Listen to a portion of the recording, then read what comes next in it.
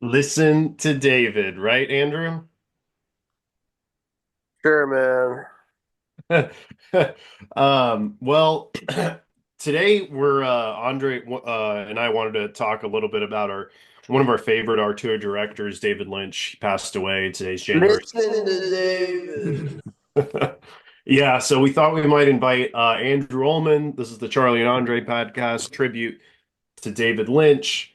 We got one of our frequent guests, Andrew, over here, who also joined us for our past episode in Cancun. We thought we might have a little bit of silliness, a little surrealness, a little bit of fun, and also some just memory and tribute to David Lynch. Oh yeah, man. Andre, what's your I guess I can start. I mean, I will admit that I was a little sad.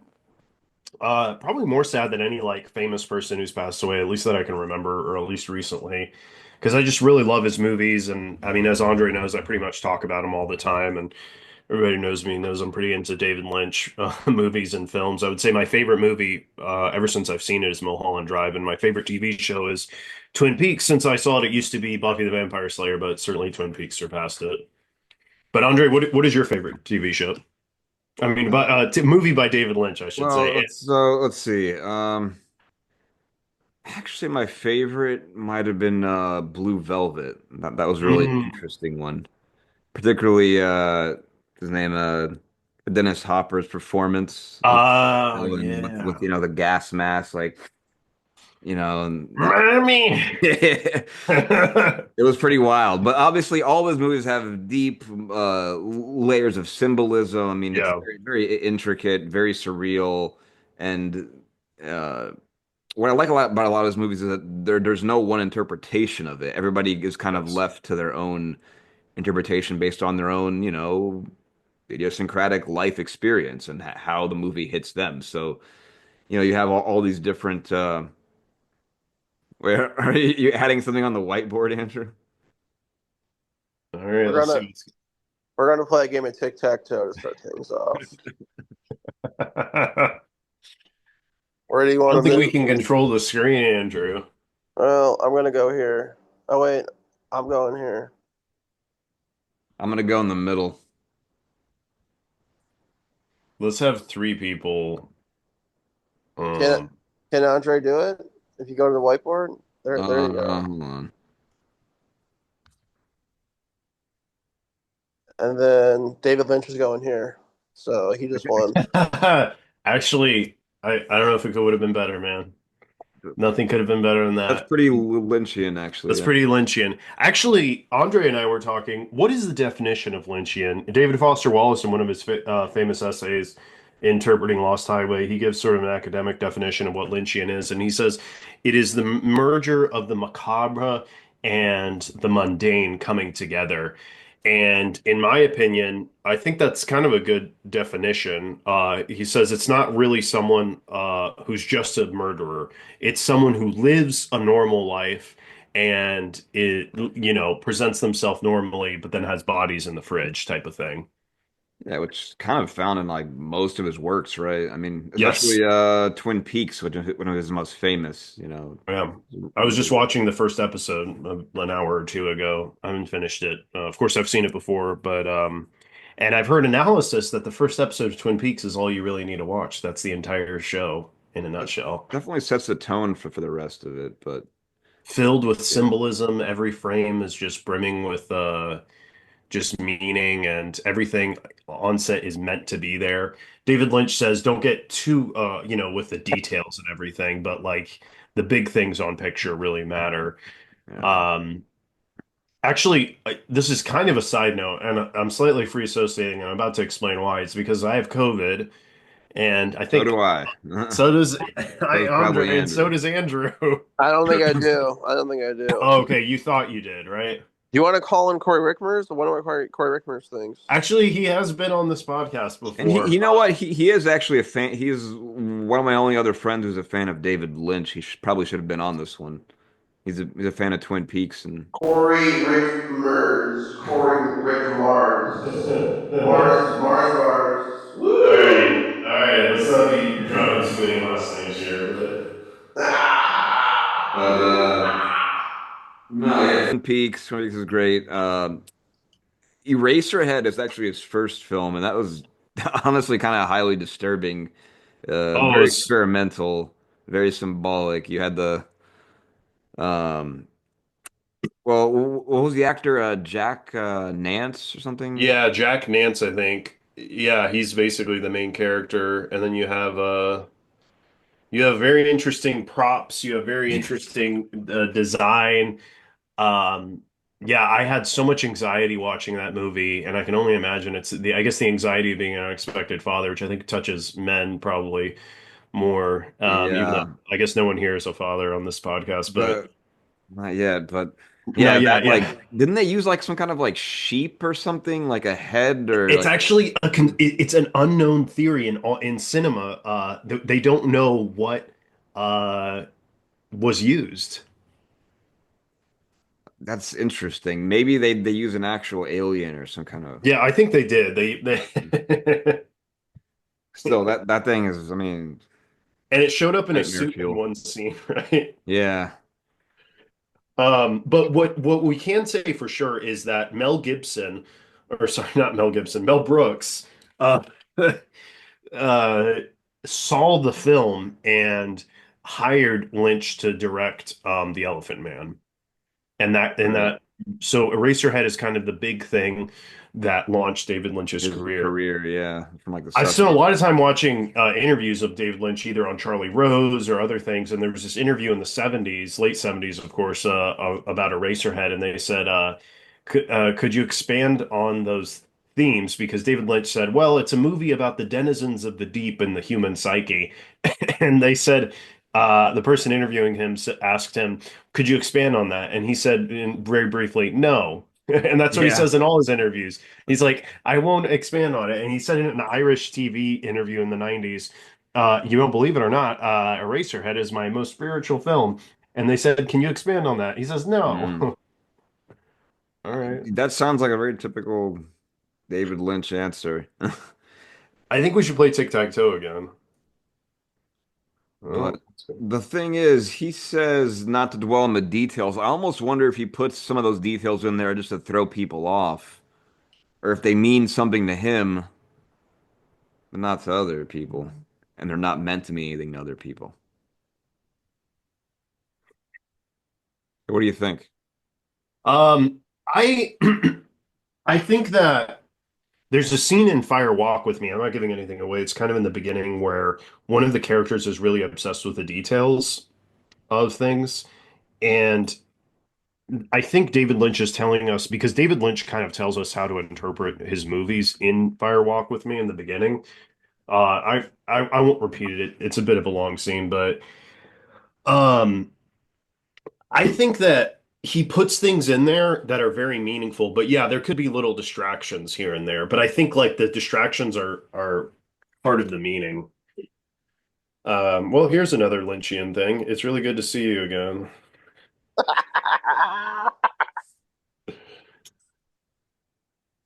What do you Uh, think about that?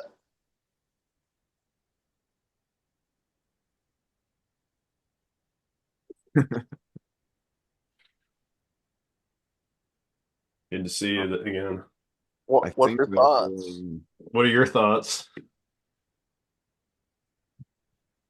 My thoughts are clouded a bit by COVID.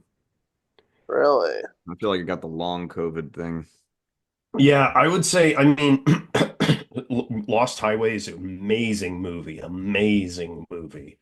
from the 90s. Lost Highway is another one of my favorites. Yeah, that was also another That's such a good movie. Yeah, great and that's the movie that David Foster Wallace in his essay is interpreting. I mean, Lynch is I Lynchian. think a cornerstone of Americana because a lot of his movies very much depict what does the perfect neighborhood look like. And you can see that in Blue Velvet and you can see that in Twin Peaks. But I think the point of David Lynch is that there's something beneath the surface. And in that beneath the surface, you can see kind of the dirty things of society. So, well, all right, if you're reading this, it's too late. All right, next thing is Red Rum. Actually, speaking of what's it called? Who directed Stanley Kubrick? Stanley Kubrick said his favorite movie of all time was Eraserhead by David Wow, Lynch. Yeah, that's saying something. that's saying something. Um, Kubrick was also definitely an auteur. I mean, he an amazing auteur. speaks Yeah, another one of volumes. our favorite movies is Barry Lyndon, right? Barry Lyndon, 2001: A Space Odyssey, Eyes Wide Shut. I mean, Oh yeah, we have a little too many offline podcast discussions about Eyes Wide Shut, but maybe we could do a whole podcast on that. Charlie, what is on your head there, man? Like, what is going on? I have like it's like a head massager. Have you seen these before? They kind of feel good. Where do you get your hair cut at? I don't know. I'm Trying to trying look to like mimic he's the starting to look like Eraserhead guy. Eraserhead or something. I'm trying to look like the Eraserhead.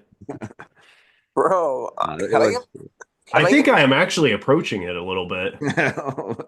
It needs to be longer though. appropriate. Yeah, yeah. can I like give you a haircut or something? Like I don't know. I'm kind of worried about. Well, in all of Lynch's films, crazy hairstyles are important. Including on him himself.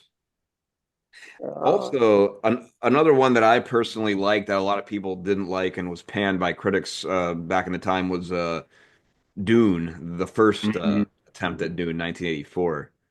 It was kind of a Father, hot, the sleeper has awakened. it was a hot mess, man. It was. I didn't think it was that bad, but that's because I read the books. But I could see how if somebody didn't read the books, that would be extremely disjointed and confusing and how does it compare to the latest Dune? the latest is much more polished, and I guess they made the sensible choice of breaking it down into like two different films. But As Andre knows, I have not seen the yeah. latest, so I can't speak to The that. original was just something like special, though. Yeah, it was, The like set design was so incredible. yeah, warts and Remember all. all those Yeah, sets? it was fun, and it had like it had a pretty like all-star cast. It had kind of an Had the ensemble. sting. Um, Well, so you had obviously his favorite guy, Kyle MacLachlan. Then Oh, you had McLaughlin, yeah. Patrick Stewart. He was actually in it as one of the characters. You had Brad Dourif, who was he played Wormtongue in Lord of the Rings.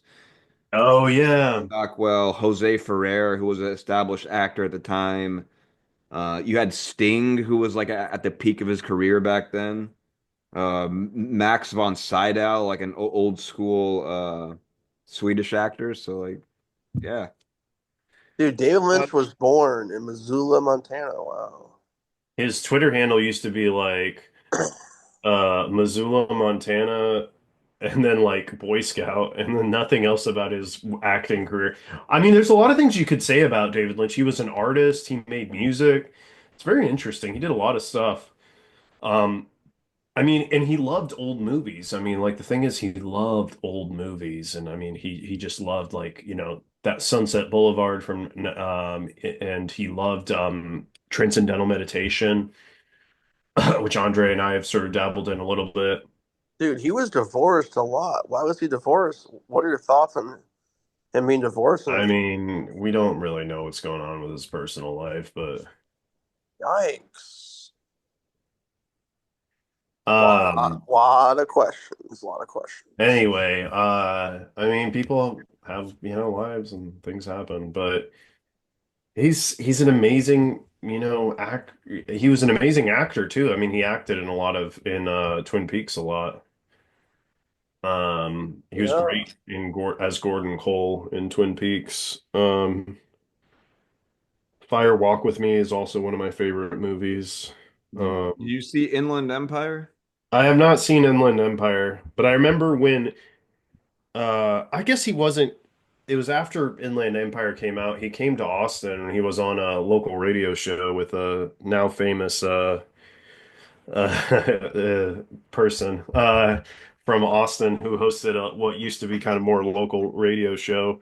Hmm. Um, but yeah, I mean, I have not seen it, but I think it's very much in the air of the times. It was made with a digital camera, and I think it speaks. I don't know. I haven't seen. I shouldn't say what I've heard it speaks Yeah. to. You know, I might check that one out. I haven't seen it either, really. I hear it's probably his scariest movie, is what people say. So, do you have any thoughts on his other name of Judas Booth? I know him as Gordon Cole. Gordon It's Cole. his evil doppelganger, man. I don't know what to say. It's the Yeah. guy. Uh, it's I don't know, the guy who killed Abraham Lincoln or whatever. Wow. I mean, Get either it, way, get it, Booth. Anyway. yeah. No, he was like some people think he's like aloof and like standoffish and pretentious because of his like his output, his creative output. But I don't. I think he was also like pretty down to earth in some ways and like approachable. And he didn't. He wasn't. He didn't stop short of like making fun of himself. I mean, he appeared on like on some like Seth MacFarlane shows, like the Cleveland Show and stuff like that. Like Oh, the David Lynch Steals Family Guy. Christmas Yeah, is great yeah, on Family Guy. stuff like that. Like what was that thing with the monkey that he did? Oh, on Netflix, that is amazing. Yeah, the Oh my short. God, that's so good. And he did a lot of music. He did like these little radio shows that we listened to when we were in Cancun. The frogs were flipping and flapping. Oh, the frog. Frog moths everywhere. Yeah, that stuff is beyond. That's beyond the beyond, man. But probably the easiest David Lynch thing to stream right now is What Did Jack Do? It's like the 17-minute surreal, just uh, I don't know. I mean, anyone who watches it is like, what did I just watch? I put it on for my ex-girlfriend and just she was like, what is going on? I think it's amazing. I think it's so surreal and So, just beautiful. Charlie, how can you watch that, but you don't want to watch like Steve Rule or something,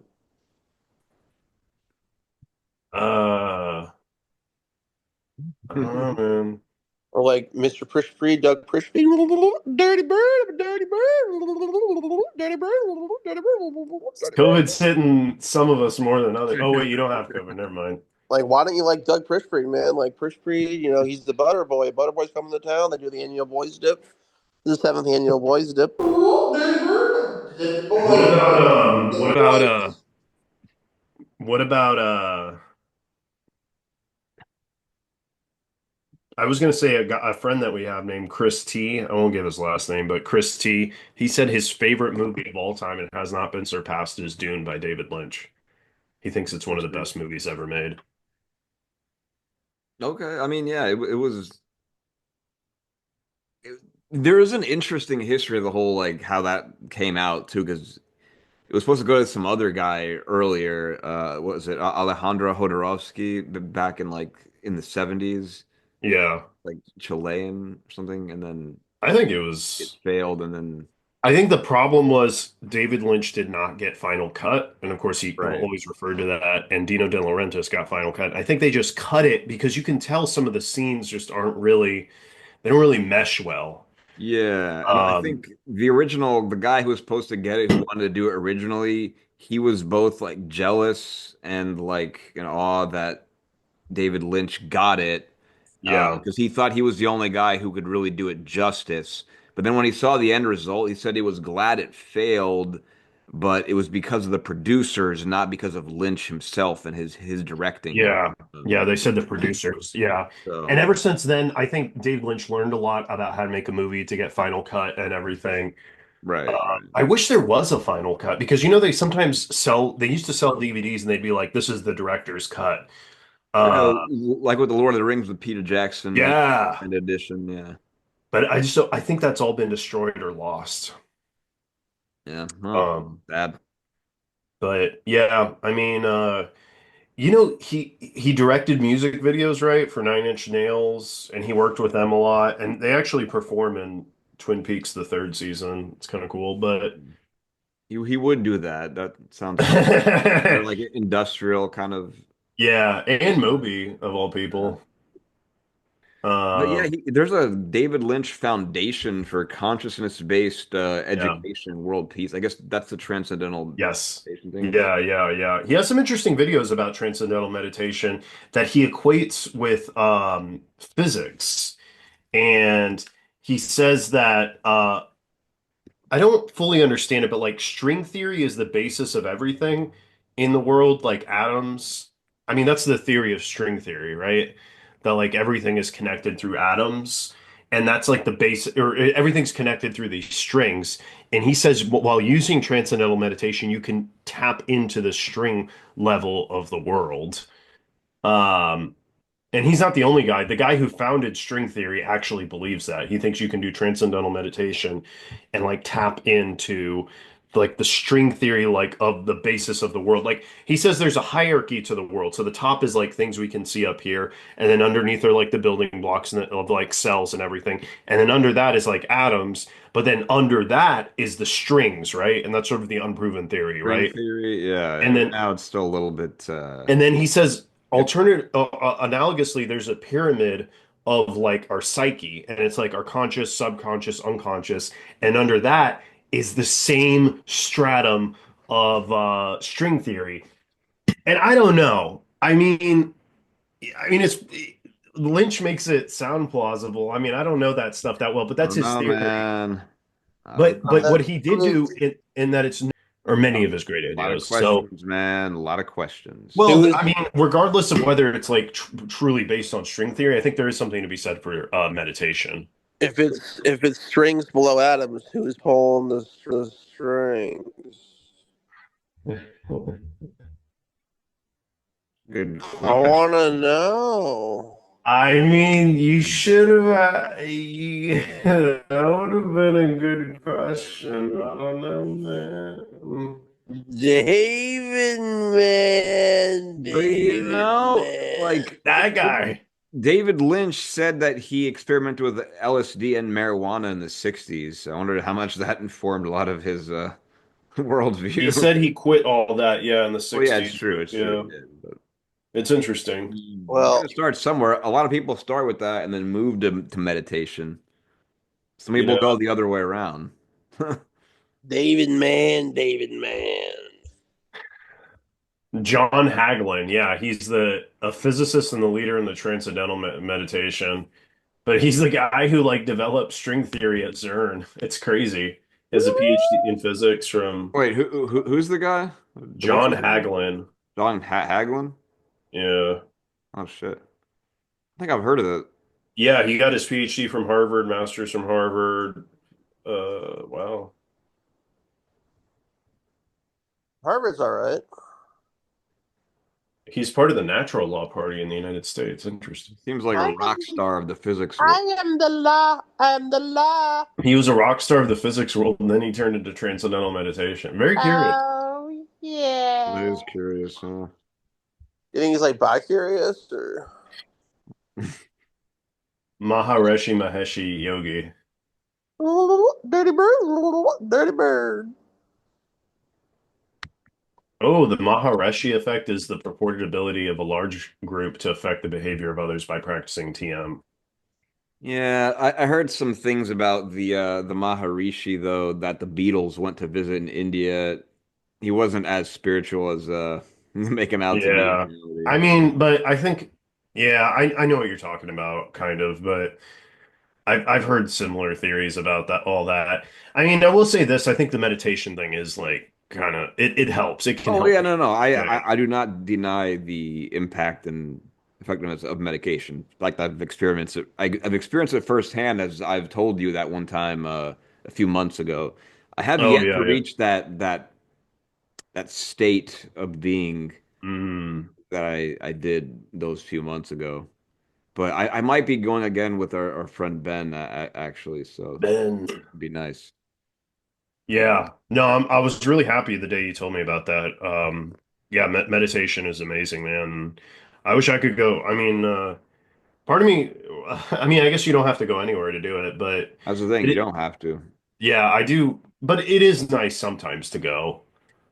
Especially if you're in a room with like all these other people who are all doing the same thing, it creates a sort of like, I don't know, like for lack of a better word, like vibrations, like, if Hmm. all these I believe people that, yeah. uh together, and it feels more real. I guess it feels um it has more weight if it's like all these people sort of doing it in unison, and there's the mantra, the I chanting, love the mantra, a yeah. lot of goodwill. Did they give you the mantra or did you just kind of pick yours? Well, they gave it to us to an extent, but then we kind of filled in the Oh, personal okay. details for some of them. Yeah. Yeah, I have a mantra that I picked, but nobody really gave it to me. It's Uh, actually Well, I mean, it's interesting. a deeply personal thing at the end of the day. yeah, Sometimes if you're out, like when I'm out for a long walk or like a long run, after a while it feels like you're meditating, man. Like you get into this like actually, well, they like call it like a state of flow where you Yeah, get state of in, flow. right. That is a thing. Yeah, what it's are hard the to get theta into that, waves or something, actually. right? Huh? No, It's no, you. different like brain waves, alpha waves, beta waves, theta waves, delta waves. But I mean, yeah, like I mean, exercise, fresh air. But Andrew, what we're talking about specifically, just to clarify, is like transcendental meditation I is know. like I'm where just you letting you. repeat the same phrase over and over again in your mind. I'm letting you know that there's other ways to experience similar things. That's all. Oh, yeah, I completely agree. Yeah, yeah, yeah. Yeah. There's many ways to arrive at similar states of mind, but I don't know. I think that one is I prefer kind a of unique. California state of mind.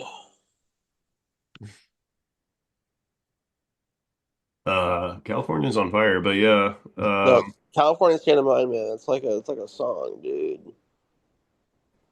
Maybe. I'd be curious what your word is. I don't want to mention it on the podcast, but I don't mind telling you like in person or over the phone, Andre. But yeah. I thought you're more of a New York state of mind kind of guy, Andrew. Woohoo! Depends on the day, man. Yabba dabba do. How are you? No, man, dude. Like, look, I was born in California, man. It's like a lot more chill people there. Like, Yabba that's Dabba Doo. That's a Hanna-Barbera reference You to. yabba dabba don't, all right? California's amazing, man. It's amazing. A lot of beautiful places, beautiful people, great golf courses. The ocean's right there. A lot of wildlife, a lot of good food. Tijuana's right around the corner. Tijuana has a lot of cool shit going on. Oh yeah. Tijuana definitely has character. Yeah. Tijuana, man. You go there, meet some brothers, man. Dude, Tijuana, they got it. Oh, yeah. All right. All your Well, needs, all your returning needs. to Yeah, the yeah, yeah. existentialism of David Lynch, But yeah, let's get back to the uncanny. yeah, we're kind of running out of time, so Oh, okay. do we have any concluding remarks on this great artist? We can always revisit this topic, but yeah, I mean, it's an emotional day. I think it's because he just simply his art touched so many people, and a lot of people didn't know him personally, but people are sad because his art was just kind of universal and beautiful and really touched people um in an emotional way. Rest in peace, David Lynch.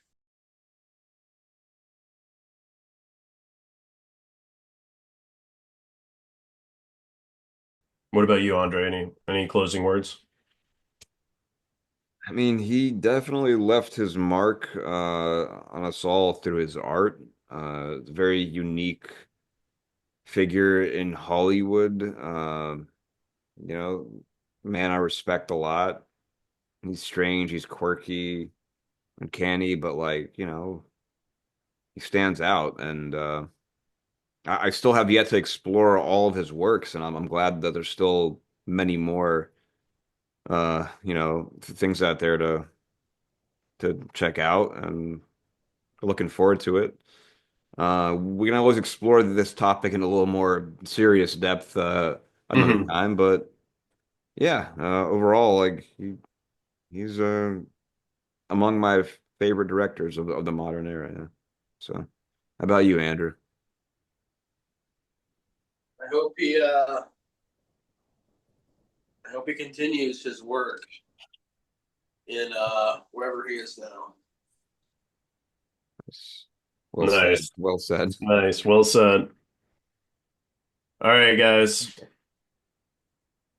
Well, yeah, I guess Don't forget to like, comment, and subscribe.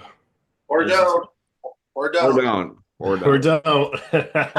Most people haven't, so there you go. No, but it's all good. All right.